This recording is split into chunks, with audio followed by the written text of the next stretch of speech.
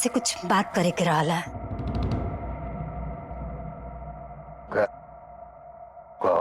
संध्या थोड़ा उदास भी है।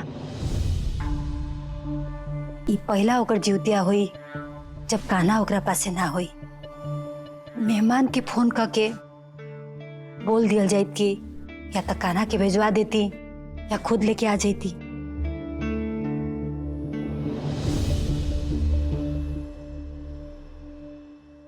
तनी फोन लगाओ मेहमान जी के। हम क्यों उनसे बात नहीं के करेगी, रहुआ बात कर। अरे हम कहता नहीं नू, फोन लगाओ ताकि उनका मन मिजाज के पता चले। लगाओ। हमके नहीं जाने के बाद उनका मिजाज उजाज, हमके उनसे कोनो काम नहीं खे। बस हमार कान्हा एजा आ जाए, उनके जौन मन करे वो करे। का चाहता रे? बाबूजी उनके सामने झुकस तो तू ही बात कर ना। हम बात करब ना तो कुछ उल्टा सीधा सुना दे उनके, छोड़ब ना। अच्छा तो ठीक बा, कह दिया। ले उनकरा से बात कर। नहीं ले भाई बात कर। हेलो जी। हाँ संध्या बोलता नहीं। रहुआ के पता बा ना, परसों जूतिया है तो कान्हा के एजा भिजवा दी। अच्छा ही बतावा, घर छोड़ के गईले बा तू तैस में, तो हमरा वहीजा आवे के बजाय कायदे से तोहरा यहीजा आवे के चाहिए। और जौन माहौल वहीजा चल रहा बना, वो माहौल में तो हम कान्हा के ना भेज पाए। एजा माहौल बहुत बढ़िया बाटे, रहुआ कान्हा के भेज दी। अरे जूतिये करे के बा ना, तो यहीजे आके कह सकत आड़ू। अरे पहले भी तो तू जूतिया यहीजे कैले बाड़ू। हम ओइजा जूतिया कैले बानी, लेकिन पहले हमारा उतना अपमान ना भइल रहे। ओइजा जे घर में मेहरारू के नौकरानी और माई के महारानी के दर्जा मिलेला, हमके ओइजा नहीं के रहे के। यह घर में तू नौकरानी रहलू है?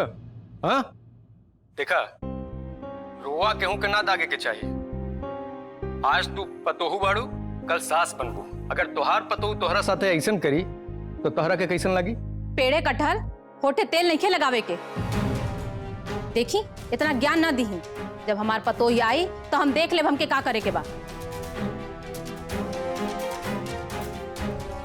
रवा के मन बात आई ना ही मन बात ना आई, लेकिन कान्हा के एजा भिजवा दी। फोन पे वकालत मत करी हमसे।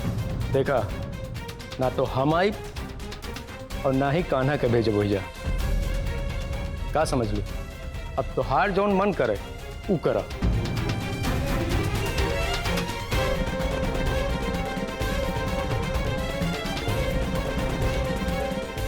तो रखी फोन।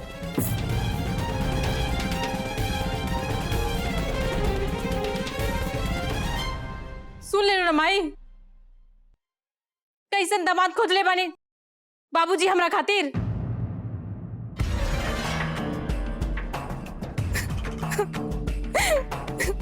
चुप रह, सब ठीक हो जाए। ठीक का हो जाए? कुछ ठीक ना होई। हम उनकरा के बहुत अच्छे से जाने नी। उ कान्हा के एजा ना आवे दी है, न कान्हा आई ना हम जूतिया रख पाई। तू जितिया भी करबू, तार कान्हा भी तारा भी रियाई है। उ सपने बा, कान्हा आ गई और हम जूतिया भूख भईनी। हम वचन दे रहल बानी के जितिया के दिन तार कान्हा जरूर आ जाई।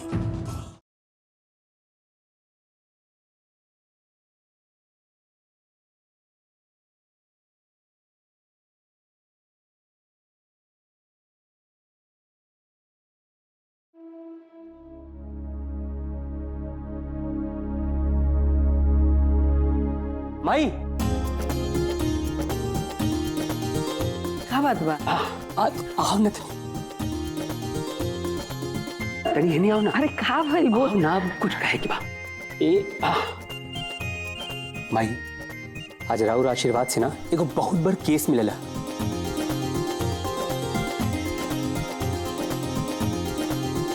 और ई रहल वो केस की फीस। अरे वाह, इतना पैसा? हाँ, संभाल के रखिया, जरूरत पड़ी पे तारा काम आई। अरे बबुआ, हम कहाँ एकरा के संभाल के रखब। ऐसा करा तू ही अपना पास रखा। माई हम कहली नु अपने पास रखा। कबो चाचा जी कुछ कह दी ही और हम घर पे न रह तो पैसा काम आई नु रखा। ठीक बा।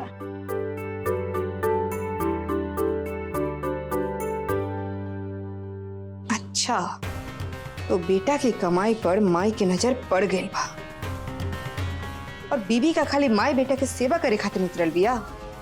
बताओ तनी।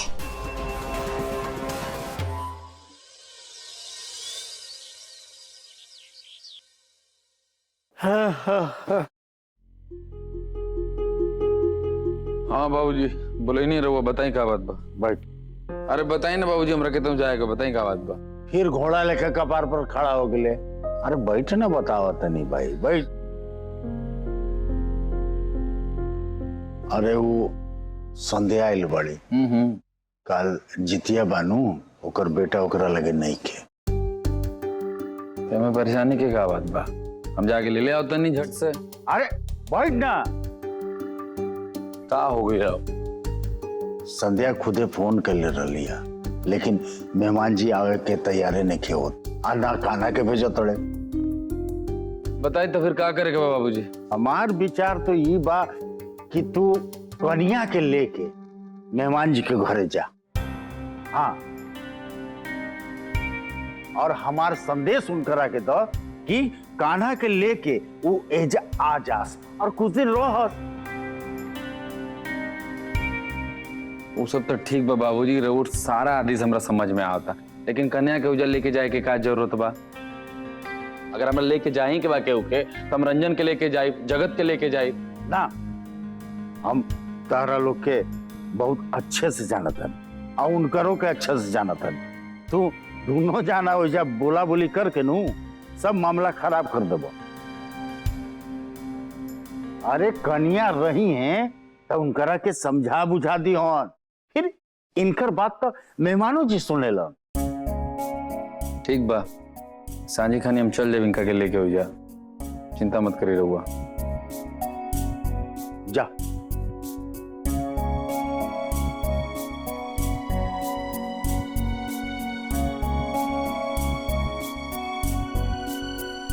हम जब बात करे के कहत रहनी तो सबके खराब लागत रहे, अजू फिर हमरे बात करके जिया जी के मनावे के पड़ गई नू।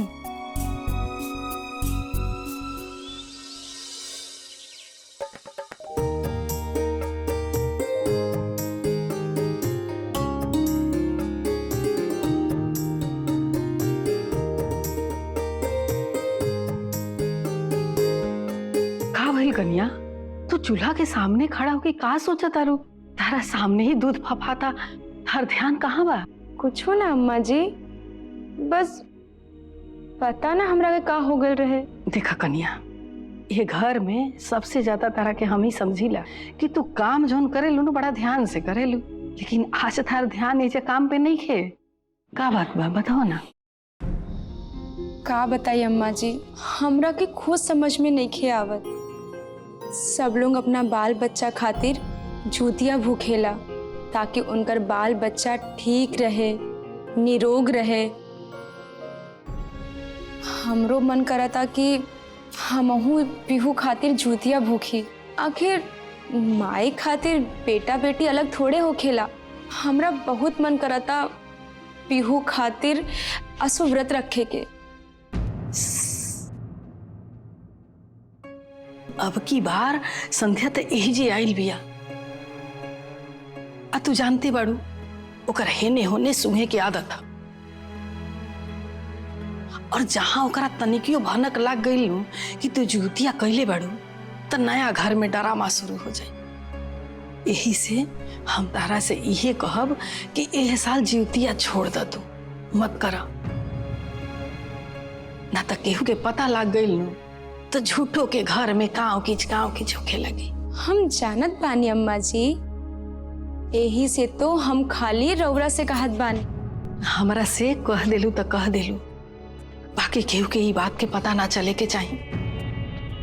देखा कन्या, माई तो हमनी के हई जा, और माई खातिर लइका लइकी में कोनो फर्क ना होखेला। लेकिन ये घर में लइका ही सिमौर होखेला। लड़की के खियावा पियावा सियान भइल अपना घरे गई। अब एकरा से ज्यादा ए घर में लड़की के अधिकार नहीं है। बस अब तू अब यही बात समझ ला कि अब ना तू कुछ कहलू हमरा से और ना हम कुछ सुननी। यह बात के यही जे रसोई में दफन कर दा। कौन बात रसोई में दफन करल जाता?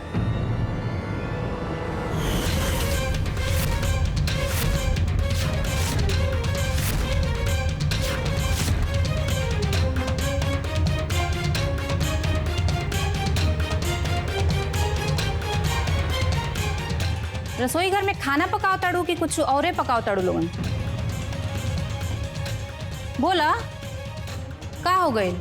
सांप सूंघ गइल का?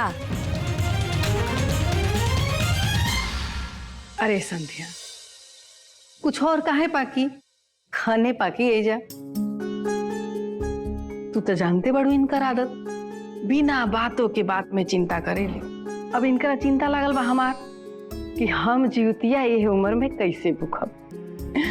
अरे हम इनकरा से ये कहनी है कि सब जीवित बंधन भगवान पूरा करी है, पार लगा दी है, तू चिंता मत कर। बस हम तो ये बात के कहनी है कि रसोई में दफन कर दा। बड़की माई एकदम ठीक कहताड़ू। इनकरा के का पता हो, लइका खातिर व्रत करे खातिर जूद गोसाई हमके शक्ति देने सहन करे के। इनके लइका हो व्रत करती तब न जनती कि व्रत का होला। अच्छा ये बतावा आरती भौजी, तू तो हमरे ससुरा जात रहलो हमरे कान्हा के ले आवे खातिर, का भइल ओकरा? हाँ, हम और राउर भैया चाँद बानी जीजा जी से बात करे खातिर। ओइजा जाके ना ज्यादा बदकूचन मत करिए, बात बनावे जाइए, अब बात खराब करके मत आई। कहीं ऐसा ना हो जाए कि कालू हम ओइजा जाई तो हमरे हाथ कुछ ना लगे, हमरे पति के साथ साथ हमार कान्हा भी हमरे हाथ से निकल जा। रौरा चिंता न करी, हम सब बात के ध्यान रखे। ठीक है होके के चाहे, नहीं तो जान ताड़ू ना, संध्या तिवारी नाम है हमार, संध्या तिवारी।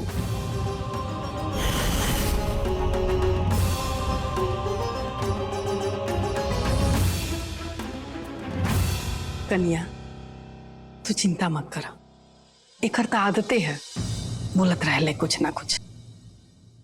अरे देखा हम एजा कौन बात में उलझ गई नी, जगत हमरा के एगो काम बोल ले रहा, ज्यादा नहीं करे, ठीक बा? तू ये दूध ढक के रख दा, हम देखा तनी तनी। ठीक बा अम्मा जी।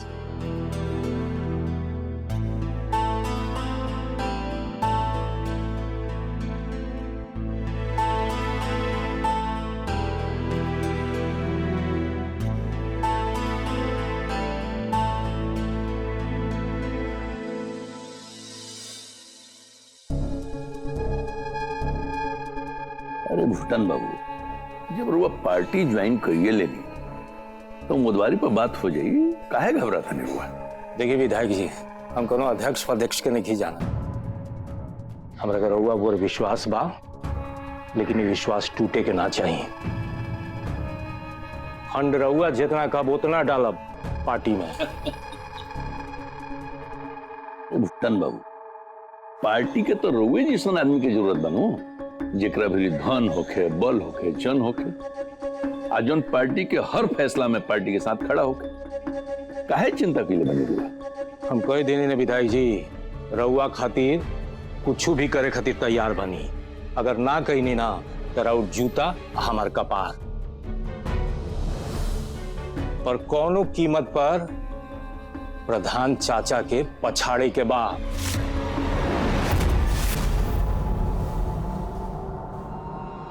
अरे भूटन बाबू, ये राजनीति है, हमें बाप के भी पता ना चले कि ओकरा बेटा के हिसाब से चले के बा कि बेटा के बाप के हिसाब से चले के बा।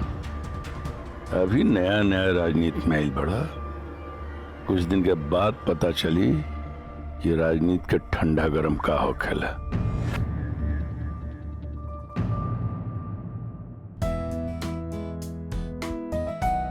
घर में तो के लौकते नहीं खे, ये करा के दी?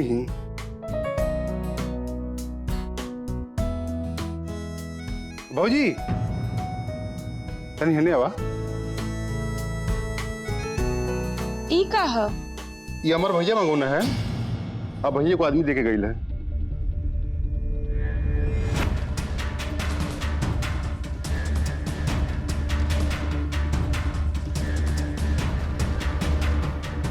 आखिर भैया ऐसन का मंगेले बाड़न दीदी खातिर?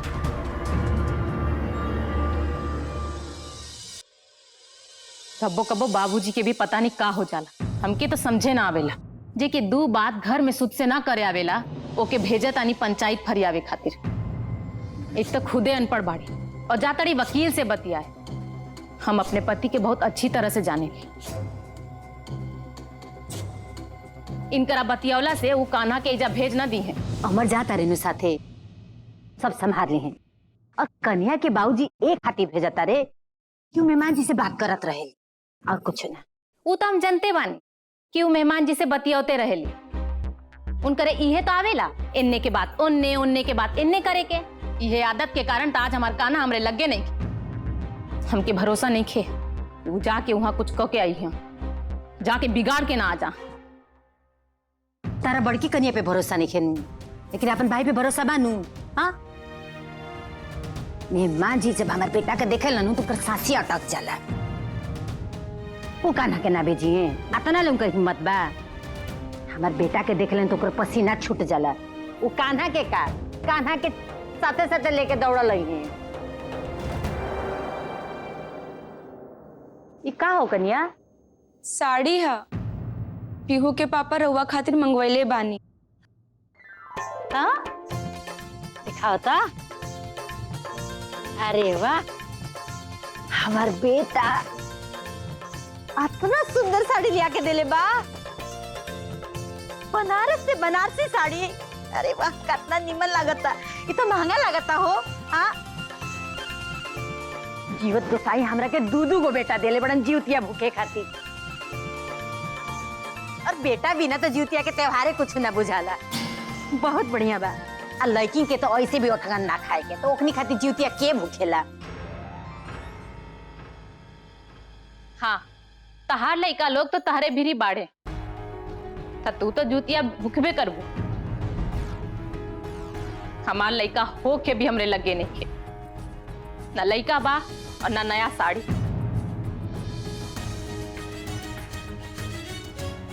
हमरा खातिर तो साड़ी ले लेन ठीक बा, लेकिन संध्या खातिर एगो साड़ी आ गई तो हमरा बहुत खुशी हुई। यूं तो जीवतिया भूखतिया, एकरो तो एगो साड़ी चाहिए। अब ये साड़ी ना पहनी तो हमका साड़ी पहन के कर।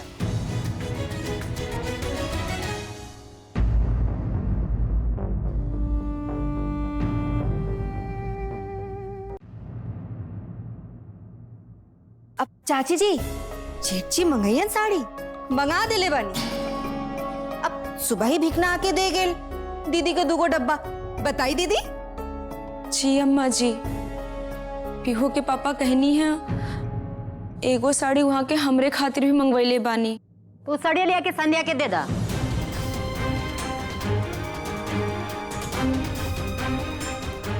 जी अम्मा जी, अभी लिया बतानी। यार अपन साड़ी देवे की जरूरत नहीं खे।